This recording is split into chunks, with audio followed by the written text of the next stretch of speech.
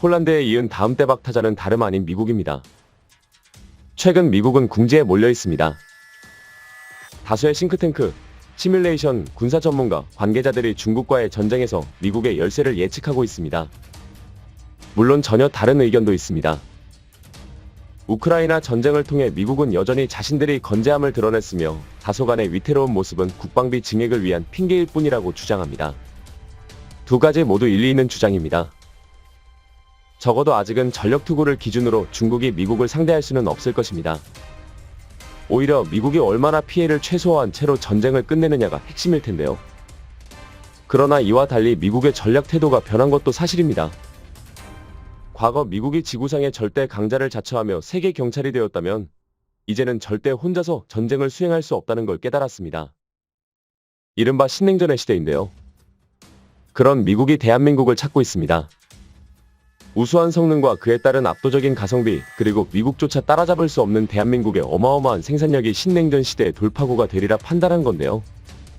그래서 준비했습니다. 오늘은 K방산의 미국 시장 진출 가능성을 상세히 점검해 보겠습니다. 최근 상당히 놀라운 소식이 들려오고 있습니다. 대한민국이 자체 개발한 다목적 무인 차량 아리온 스마시 미 해병대 성능시험 계약을 체결했다는 소식입니다. 이는 미 국방부가 이리온 스맷을 대상으로 해외 비교 성능시험 FCT 사업 계약을 체결했다는 것과 같은 뜻인데요. 이에 따라 다가오는 12월 초부터 3주간에 걸쳐 미국 하와이 오아우섬에서 테스트가 진행될 예정입니다. 국내 개발된 군용 무인 차량이 FCT 과제로 채택된 것은 아리온 스맷이 최초인데요.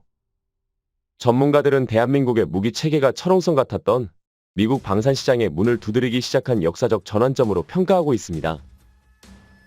그도 그럴 게 FCT는 미국이 동맹국과 동맹국의 방산기업을 대상으로 해외 우수 기술을 평가하고 이를 미군이 추진하는 개발, 획득 사업으로 연계하는 프로그램입니다. 해외에 파견된 군부 고위 관계자들이 기술을 선별하고 미군에서 심사를 진행한 후 그 중에서도 10여 개만 선정하기 때문에 매우 엄격한 사전 검증 프로그램으로 정평이 나 있는데요. 최고속도 43km/h와 항속거리 100km, 적재 중량 550kg 등의 재원을 갖춘 아리온 스맷이 FCT에 선정되었다는 건 이미 글로벌 최상급 장비와 동급이거나 그 이상의 성능을 갖추고 있음을, 특히 아리온 스맷은 원격 조종, 병력과 연결된 선을 따라가는 유선 추종, 정해진 경로를 가는 자율주행, 사전 정보가 주입되지 않은 길도 스스로 지형을 탐색하며 목적지까지 주행하는 탐색 자율주행 등 4가지 방식으로 운용될 수 있습니다. 이에 더해 원격 통제 사격 체계로 목표물을 자동으로 추적 및 조준하고 기동 간 사격을 하는 등 근접 전투를 지원할 수 있는 능력도 갖췄는데요. 이번 FCT 현지 시험을 통해 연료, 전투 식량 및 직수, 환자, 수리 부속품 등을 일정 거리 내에서 수송하는 임무를 평가받을 예정입니다. 아직 시험이 진행된 건 아니지만 이 정도면 조금쯤은 호들갑을 떨어도 될 만한 쾌거인데요. 현재 미국의 무인화 추세를 보면 한국의 무인화 기술이 세계적인 인정을 받았을 뿐 아니라 본격적으로 미국 시장을 개척했다고 볼 수 있기 때문입니다. 이는 상당히 중요한 지표입니다. 사실 세계 방산 시장에서 대한민국은 그동안 비약적인 발전을 거듭해왔습니다. 지난 5년간 한국의 무기 수출 규모는 무려 74% 증가했는데요. 뿐만 아니라 스톡홀름 국제평화연구소가 최근 발간한 2022년 국제 무기이전 동향 보고서에 따르면 2018에서 2022년 한국이 전 세계 방산 수출 시장에서 2.4% 점유율을 기록했습니다. 이는 직전 5년인 2013에서 2017년의 1.3%에 비하면 2배 가까이 늘어난 수치입니다. 고작 2.4%의 점유율로도 대한민국의 방산 수출 시장 점유율은 전 세계 9위에 이르렀는데요. 이는 세계 방산 시장이라는 거대한 파이를 미국이라는 초거대 공룡이 독점하고 있기 때문입니다.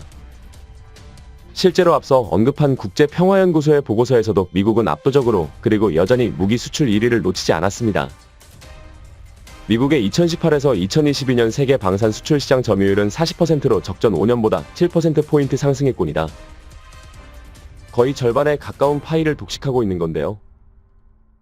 나머지 60% 중 2위인 러시아는 예년보다 6% 하락한 16%를 차지했고 그 뒤를 프랑스, 중국, 독일, 이탈리아, 영국, 스페인 그리고 대한민국 순으로 이름을 올렸습니다. 흥미로운 건 3에서 9위까지 모든 점유율을 합쳐도 미국 한나라의 점유율에도 미치지 못한다는 것입니다. 그나마 러시아까지 포함해야 간신히 미국을 상회할 정도인데요. 그런데 최근 들어 상황이 바뀌었습니다. 우크라이나 전쟁을 계기로 자신들의 심각한 안보 수준을 깨달은 유럽은 자주적인 장비를 배치할 필요성을 역사상 가장 크게 느끼고 있습니다. 특히 미국에 대한 의존을 버리고 유럽 방산, 업계의 독립성과 다각화를 꾀해야 한다고 주장했다 프랑스가 강력한 지지를 얻게 되었는데요. 이제는 그 여파로 미국 무기를 대신할 대체제가 필요한 상황이 되었습니다. 아마 이제 감이 오실 텐데요. 대한민국이 방산 수출 시장에서 점유율을 높이려면 졸지에 오픈마켓이 권 유럽 그리고 본진인 미국 시장을 아울러 공략해야 한다는 결론이 나옵니다. 특히 우리나라와 같은 후발주자는 더욱더 그 시장을 노려야 하는데요. 이중 유럽 시장은 다행히도 착실하게 성장하고 있는 중입니다. 폴란드에서 시작된 대한민국 무기 체계의 돌풍은 루마니아까지 번진 상황인데요. 또한 드디어 호주 육군의 LAND 400의 레드백이 선정되면서 대한민국 무기 체계가 단순한 가성비뿐 아니라 성능 면에서도 독일 등의 기존 강자들보다 한 수 위임을 증명하고 있습니다. 특히 2023년 상반기에 폴란드 현지의 유럽법인도 설립한 상태인데요. 이제 추가로 2차 계약이 이뤄지면 폴란드 현지 생산뿐 아니라 명실공히 글로벌 생산기지를 구축하겠다는 전략입니다. 하지만 유럽 진출은 예고편에 불과합니다. 진짜는 미국인데요. 그도 그럴 게 2020년 기준 미국 국방 조달 시장은 자그마치 4.394억 달러에 육박합니다. 현재 환율로 따지면 우리 돈 593조 6.294억 원에 달하는 어마어마한 시장 가치인데요. 이런 막대한 시장에서 대한민국이 차지하는 비중은 고작 0.3%에 불과한 실정입니다.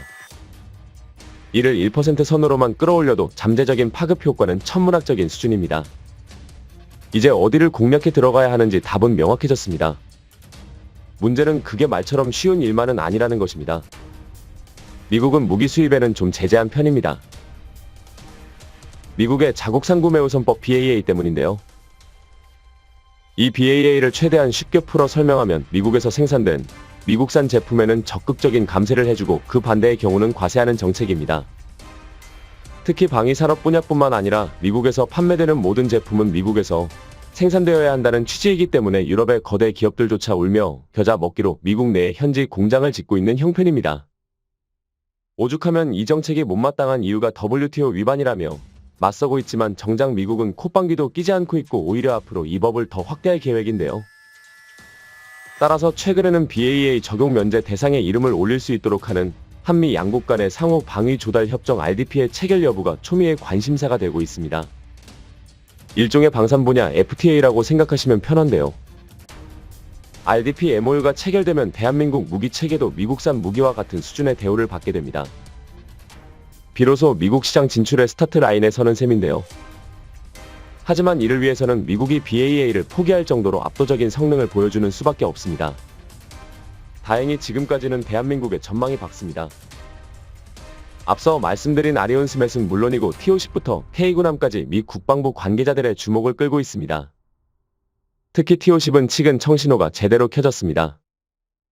국내 한 관계자는 미국 관계 당국의 측은 획득 경향인 최저가, 선호와 개발 위험성 최소화 흐름이 T-50에 유리한 상황이다라면서 훈련기 사업인 만큼 가격 경쟁력, 성능 우세가 핵심이 될 것. 훈련기 사업인 만큼 가격 경쟁력, 성능 우세가 핵심이 될 것. 이미 수출 시장에서 검증이 완료된 T-52기의 조기 전력화가 가능하고 경쟁 기종 대비 우수한 성능을 갖추고 있다고 희망적인 예측을 밝혔습니다. 미국 수출이 현실화될 경우 미 공군과 해군 양쪽에서 최대 1,300대 규모까지 시장 확대가 예상되는데요. 이는 단순히 경제 효과로만 무려 340조 원에 달하는 어마어마한 파급 효과를 불러일으킬 것으로 예측됩니다. 중요하지 않은 방산 수출은 없다지만 아예 단위부터 다르다 보니 죽기 살기로 미국을 공략할 수밖에 없는 이유인데요. 여기서 끝이 아닙니다. K군함의 수출 성공은 점점 가시화되고 있습니다. 지난 6월 CNN은 이들은 아마 세계 최고의 군함일 것이다. 그리고 그것은 미국산이 아니다는 주제의 특집 기사를 게재했습니다. CNN이 주목한 건 다름 아닌 대한민국의 세종대왕급 구축함이었는데요. 끊임없는 산업 쇠락으로 박살난 미국의 조선업을 대신할 수 있는 나라로 대한민국을 주목하고 있는 것입니다. 심지어 이는 그저 언론사에서 내보내는 보도로 끝나지도 않았습니다. 지난 2월 미 해군 함정 프로그램 총괄 책임자인 토머스 앤더슨 해군 소장은 HD현대중공업, 하나오션, HJ중공업 조선소들을 방문했는데요. 그는 세계 최고의 조선소를 찾으러 왔고 대한민국에서 그걸 찾았다는 말로 대한민국의 함정 건조 능력을 평가했습니다. 실제로 해당 발언과 CNN의 보도 이후 미국은 자국 함정의 유지 보수를 해외에서 진행하려는 움직임을 보이고 있습니다. 미국 조선소의 노동력 부족이 심해지면서 유지 보수로 인한 공백 기간이 감당 못할 수준까지 치달았기 때문입니다. 이에 대한민국은 미국 군함 MRO 사업에 진출한 상황인데요. 함정은 최소 10종 이상의 레이더, 주포, 미사일, 어뢰 등을 탑재한 복합 무기 체계라 후속 군사 지원의 부가가치가 매우 높습니다.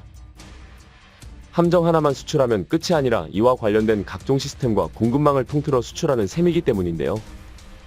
평균적인 호위함을 기준으로 관련된 협력업체만 200여 개에 달하고 장비는 160여 종에 육박할 정도로 연관 산업의 범위가 넓습니다. 물론 경제적 효과만 있는 건 아닙니다. 방산 수출은 전부라고 해도 좋을 만큼 대부분 절충 교역을 동반합니다. 쉽게 말해 우리가 무기를 팔수록 해외의 수준 높은 기술을 대가로 받아올 수 있다는 뜻입니다. 그리고 그 대상이 미국이 된다면 대한민국의 기술적 성장을 순식간에 앞당길 수 있습니다. 이 절충교역은 제2차 세계대전 이후 미국이 주둔하는 비용을 상쇄하기 위해 서독에 자국산 무기 구매를 요구한 데서 비롯되었는데요. 냉전 후 나토 회원국들이 미국 무기를 대량으로 구매했고 바텀무역의 한 형태로 기술 이전 등의 절충교역을 요구하면서 완전히 자리 잡기 시작했습니다. 실제로 대한민국을 포함한 전 세계 120여 개국에서 보편적인 제도로 여기고 있는데요. 바로 이런 점 때문에 대한민국의 미국 시장 공략이 필수적인 것입니다. 후발주자로 시작해 선두그룹에 도달한 대한민국이 다시 한번 추진력을 발휘해 독보적인 위치로 올라서려면 대한민국의 기술력과 미국의 기술력을 융합한 퀀텀 점프가 필요할 것입니다. 시청해주셔서 감사합니다.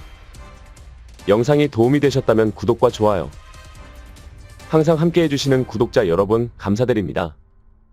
부탁드리며 다음에 더 유익한 영상으로 찾아뵙도록 하겠습니다.